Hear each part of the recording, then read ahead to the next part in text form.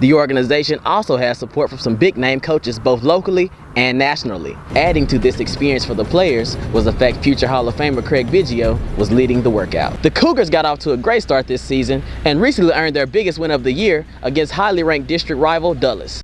And although it might be an NFL lockout, thanks to the Houston Power, football season isn't quite over. More than 40 of the nation's top high school and college baseball prospects were recently invited to the home of the Houston Astros, Minute Maid Park, to participate in pre-draft workouts for Houston. Among those in attendance were local high school products, first baseman Austin Dean of Klein Collins and outfielder Nick Williams of Galveston Ball. Yeah, I think there's a handful of Houston kids. There's probably about 20 kids from the state of Texas, and then the other 20 are from all over the country. I mean, we have kids ranging from the Northeast to Montana, from all over. So it's, a lot of kids have come in long ways to do this. I mean, I'm very humbled right now. I mean, it's pretty exciting. Never thought the Astros would be looking at me right now. I mean, so it's very exciting. Can't really wait till the draft day comes up to see what happens. It's pretty cool. I've always wondered, would I ever be able to hit in here? Because I've hit in like the Rangers field and all that. A lot of people's fields, like Chase Field. And I've always wanted to hit in the Astros field, and it's pretty awesome to get a chance to hit. Well, we've done a body of work on all these kids, and that's what I told them before we started here tonight is, hey, listen, we've seen a lot of you guys, some of you for years, and definitely all spring. This is like an icing on the cake thing. Put them in a big league stadium. A lot of it becomes proportions, and now they're next to more prospects. So we see them in all kinds of different venues for the year, and it's nice to get up and close and talk to them a little bit too. So it's really just get a last impression. Not many people ever really get this experience, and I just love it. It's just enjoying the experience, let's say. Williams has seen his stock fall throughout the season, having once been touted as a possible overall #1 pick. But despite what happens in the draft, both of these players have fallback plans. Williams has signed on to play at Texas A&M, while Dean has committed to play for the Longhorns in Austin. I have no idea right now where I might go, but I don't really look on the internet and stuff. I don't do none of that stuff. I just like to play baseball. I just let it play its course. It's going to be a pretty big decision. I mean, I got UT or, pro ball. I mean, it's going to be a pretty tough decision, but, I think I'll make the right one when time comes. Pretty nice choices, though. Yes, sir. Would you agree? Yes, sir. It's going to be a big decision, I'd say. It's going to be a hard decision. And everybody wants to go pro. I like to go pro, but if I have to go A&M, so be it. Adding to this experience for the players was the fact future Hall of Famer Craig Biggio was leading the workouts. I mean, it's pretty awesome. I mean, you have a Hall of Famer out here, hitting us BP and whatever. I got to talk to him for a little bit. I mean, it's pretty awesome. Nice dude. I've loved the Astros ever since. I mean, either they were losing or whatever. I remember being here in 2005 in the World Series. It was an awesome moment, and hopefully they can do that this year. Reporting from Houston, LaVoisier Bering, FoxSportsHouston.com. June is 7-on-7 season in Texas, and all across the state, there are 7-on-7 tournaments as teams try to get ready for fall football. There's one tournament, however, that's a little different from all the rest. The Positive Coaching Alliance tournament plays host to 16 Houston area teams and has a refreshing message to coaches and players. And we talk to the kids a lot about sportsmanship, emphasizing respect for their opponents, respect for the officials. And 7-on-7 tournaments are all run very well, but we feel like it's really important to talk to the kids about character education, about being a good sport, and respecting themselves and getting the most out of every opportunity and really representing themselves and their schools well. And we talk about that a lot in this tournament. They do the things that they teach. I totally believe in that. We have so many kids, coaches, and referees who really don't know how to deal with kids, don't know how to talk to them, don't know how to handle problems. And what they do is go around and talking to them, trying to teach them how to respect the game, how to respect different people, how to respect situations. So I think it's probably one of the better things that's come along in a long time. That's why the Texas High School Coaches Association made it mandatory for coaches to go through it. And we're trying to get it to all the schools where even HISD now, all the coaches has to go through it. I think it's going to make the situation a whole lot better. You don't see all the ranting and raving on the sideline because kids have a tendency to emulate the coaches. Like, you're going to act a fool, they're going to act a fool. Sometimes you can see coaches getting too into it a lot, and the parents always want to get involved. But they're teaching the parents and the coaches, I think, to settle down some, just talk the kids off to the side or something. Just teach them off to the side. So, I mean, I think the PCA just really, it's good for the players and the parents just to learn what's going on. like inside a locker room or anywhere else really with a football team. I learned to kind of stay positive and like don't let your emotions take over, because in some cases that like it won't lead to anything good. Yeah. So just try to like stay control of your emotions and play hard. The organization also has support from some big name coaches both locally and nationally. Former Madison coach Ray Seals is behind the PCA 100%. I don't believe you get kids to do things by screaming and hollering and cursing at them. You know, you can talk to them with common sense, you know, respect with them. You want them to respect you, respect them. You know, and talk to them with a tone of voice. They know that you really care about them. But the tone of voice don't just really do it. They got to know you care. And once they do that, the problem become a lot easier to handle. Bill Jackson's our national spokesperson. Doc Rivers is one of our spokespeople. You know, we have other big names, not just coaches. You know, Steve Young. Really, just fantastic role models and athletes that, you know, after their playing careers have wanted to give back in a way that really leaves a positive mark on the game, you know, with their name on it. And so they come out to support our organization. Matt Bullard, a local guy here in Houston, is on our advisory board. And, you know, they put their time in and use their name to help promote positive coaching in sports. But make no mistake about it, this tournament is just as competitive as any other in the state, and players know the work they put in here will also help them when football kicks off this fall. In the regular season, it helps because we're on defense, so when we're trying to get zone coverages, over top coverages, it helps us to get a look on how the receivers and how to play on the receivers. For offense, it actually helps a lot because we do run the spread now, so it gives us a good look for the regular season. We just started the offense, and I'm still learning a lot. So we have sometimes a little playbook out there just teaching us ourselves still little things we forget. But I mean, like this is huge because I mean, basically practice for the summer. So we have a lot of like a step up over like some other teams. Reporting from Houston, LaVoisier Bering, FoxSportsHouston.com. Over 100 of the top football players from the Houston area invaded Reliant Stadium recently to do a photo shoot for Vibe Magazine's season preview. It's a tradition the publishers of the magazine began back in 2008, and it continues to grow every year. I remember the first time we did it at Hooks Airport with maybe 20 guys. Now it's up to about 100 kids, you know, all the best players in the city of Houston here at Reliant Stadium. Great hosts. They've been great to us, so we want to thank them a lot. But this is the best of the best, and again, another bumper class for 2012. But we got some younger guys also that are going to make an impact early in their 2013, 2014 kids that are really going to be special. For most of these players, it's quite flattering to even be considered the best of the best in the Bayou City. I never thought I'd be here any day in my life. I mean, I just started playing football freshman year. I was a big baseball player, and I never thought I was going to be here in a photo shoot with all these great athletes and prospects and stuff like that, and to be one of the best. I mean, that's pretty awesome. It's really exciting to be one of the top prospects in 2013. Obviously, we got a lot of young athletes out here that's, you know, the best in the city and the best in the state, best in the country, and really exciting and looking forward to it to see senior year. It's great. I mean, me and my team, we're having a blast, you know, talking to other top athletes in Houston.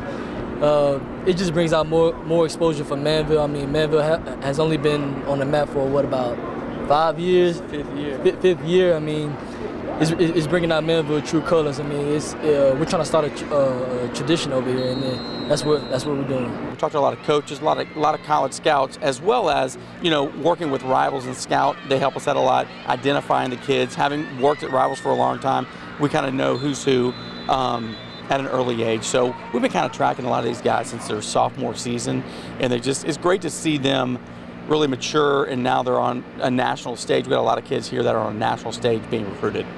Some teams had several players represented in the photo shoot, like state runner-up Manville, who's moving up to 5A next season.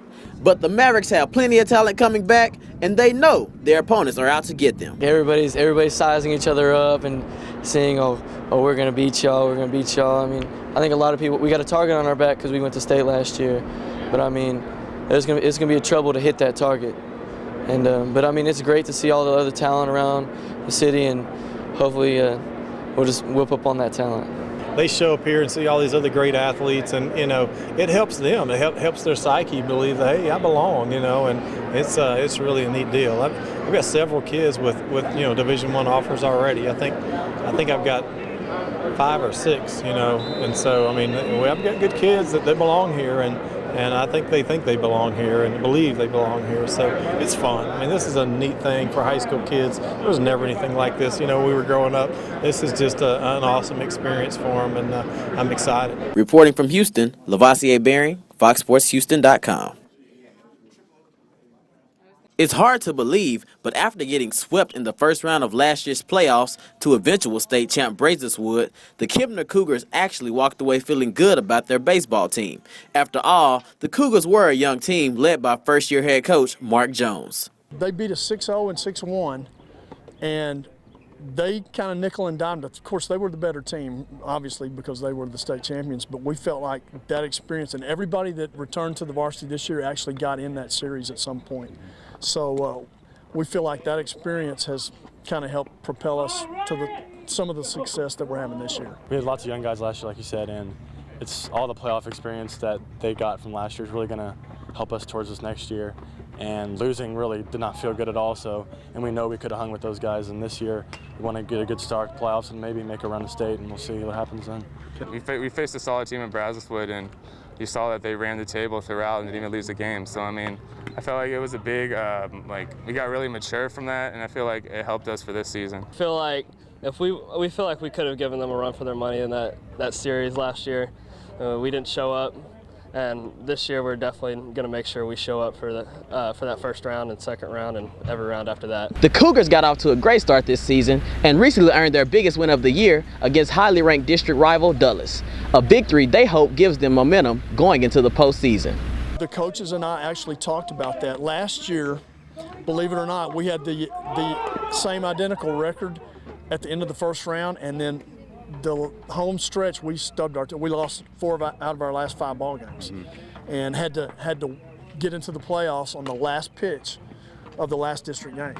So I mean, it was, you know, we were staggering coming down the stretch. This year, we're hoping that a win like the one we got last night is going to help springboard us, you know, and get us rolling and get us hot at the right time, as you said, you know, going into the playoffs. It had like the playoff potential and like all the cachet around it, and I feel like that really just kind of was just like a first test for us. It was just kind of like a little pop quiz until like for the major test, in which is like the big dance. Everyone, you know, the big playoff, the big playoffs in which everyone's gunning for everyone, trying to get ahead and move up and further towards state. We're gonna have a lot of momentum after this win, and I feel like with our pitching, the way it is, and our defense, we can beat anyone in the state, I feel like.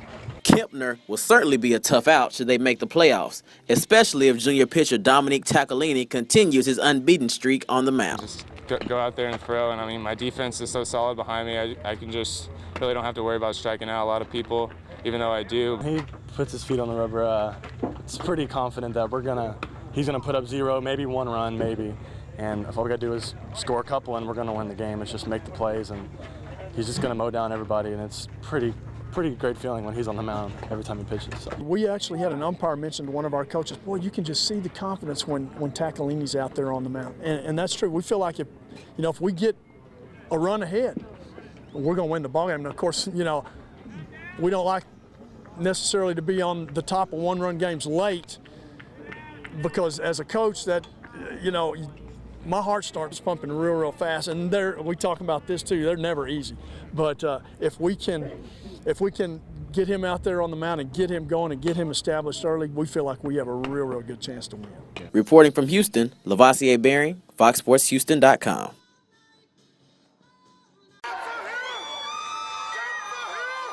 Texas Southern University hasn't had much to cheer about when it comes to their football program, but after an 11-6 win over Alabama State, the Tigers return to Houston as champions for the first time in 42 years. It feels good. It feels that Texas Southern is on the map. The people really love the school. You know, oftentimes, you know, you get 1 or 2 people saying negative things and you think you run with it. But it's a lot of people who love this university, love this school, and it's just showing tonight.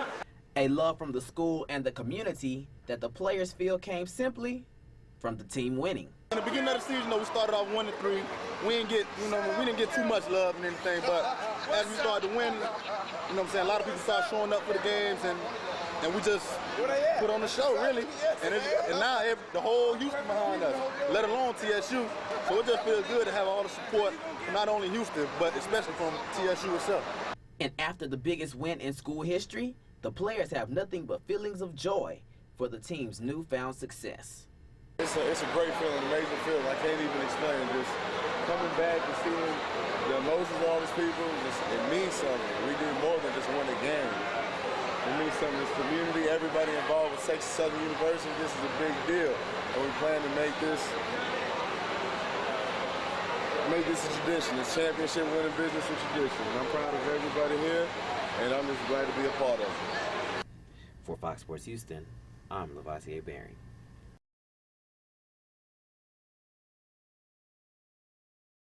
And although it might be an NFL lockout, thanks to the Houston Power, football season isn't quite over. The league is women's football is getting big. We're trying to bring it back to Houston. We got the Houston Power. You know, Janelle, of course, put the team together. You got teams from New Orleans, Dallas, Memphis, Las Vegas. It's all WFL. It's very competitive. The women take the game real serious, and we're trying to get more fans to take the game more serious also. The Women's Football Alliance, or WFA, started 3 years ago, and the Power are in their second season. And to many of these women, full contact football has been a dream come true. I was thinking, heck yeah. I've always been in contact sports. Played judo in college, played basketball in high school, played soccer since I was 6. So contact sports kind of are, right up my alley. Yeah, I about lost my mind. It is so funny because when I was in the 6th grade, I said I wanted to play pro football for the Washington Redskins. And then when I moved here in 98 and got the opportunity to speak to the former owner of Houston Energy, and she was telling me about this team that she was going to be buying, a women's full contact tackle team. And I just fell in love with the game of football at a young age, and then to have the opportunity to play full contact football, oh yeah, it's right down my alley. Even though it's many of the players' dream, it has also been a way they feel they empower all women. Based solely on integrity of women's football, we are encouraging every woman to participate in sport. When females and women participate in sport, they don't become victims of abuse, so to speak, as much. It's not prevalent. They graduate from high school, they go to college, there's fewer teen pregnancies. So our organization is really community based, but as well as working on the girls independently. As a woman, this is a way of empowering young ladies to show that women can do things, showing that even though men play football, we can also play football and still be in the kitchen and cook for our husbands also. Football has been many things to these ladies, but it hasn't always been easy for them or the coaches. Teaching the girls the fundamentals of football and not thinking that they've been playing, because with guys we've been playing since we was kids coming up. Girls, they just started maybe 10 years ago. So it's basically going back to the basics and explaining to them the ins and outs of football before just running around. Working with a bunch of women, you have to understand that you're going to have a zillion different personalities at every hour of the day. Being a woman myself, I understand, but it becomes stressed is not the word for it. It's a big curve because I've watched football since I was little. My dad played, my brothers played, so I've seen it for a while. And I've always said, why weren't you there? How did you get that pass by? Or when you're actually in the game and you have to watch the whole field, it changes your perspective. When I first came out 10 years ago, which was the beginning of the whole football thing, the coaches had to be learning how to coach us because it was new for them also. So I think it was a lot different. Back then, they might as well have been speaking Chinese to me because they were speaking so much more advanced than we were at the time. Some of the players are old and some are new, but they all remember that first hit. Wow, it was wild. They called me maniac at that point in time. A few expletives. I can't say it, but oh crap. Wow. I was like, it's an adjustment. I think in practice, we hit hard in practice, but not like in a game. I'd say the first time I really got hit in a game, it was like, this is for real, but I was totally pumped up. I loved it. And certainly all these ladies love it, and it's a league of their own. I would die for it, man. I loved opening the holes, seeing a back come through and scoring a touchdown, man. That's the best one. Reporting from Vassar Field, LaVoisier Bering, FoxSportsHouston.com.